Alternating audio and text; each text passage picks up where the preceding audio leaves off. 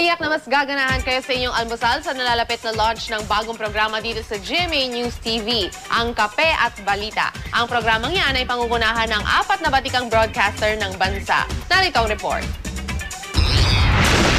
Ito na ang tamang timplang gigising sa inyong umaga. May bago na tayong makakasama sa agahan dito sa GMA News TV.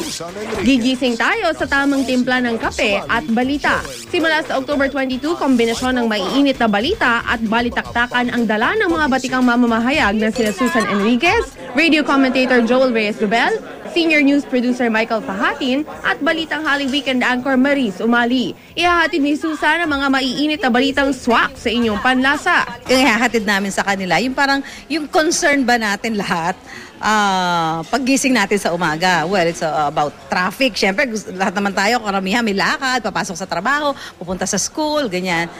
Weather. Siyempre, kailangan mo alam kung ano magiging lagay ng panahon. Magta-turtleneck ba ako? Magja-jacket ba ako? And consumer news, siyempre. Bukod sa mga balita, mapupuno ang umaga ninyo ng diskusyon at palitan ng mga kuro-kuro sa mga bigating issue. Mag-partner dyan sina Susan at Joel. Siyempre, halos sa timpla ng umaga ang mga issue sa kababaihan kung saan kakwentuhan naman ni Susan si Mariz. Habang si Michael ay mag-iikot sa iba't ibang barangay para kunin ang panlasa ng masa. Kaya bago pa man kayo pumasok sa eskwela at opisina, mayroon na kayong tamang timpla ng mga balitang tiyak na gigising sa inyong umaga.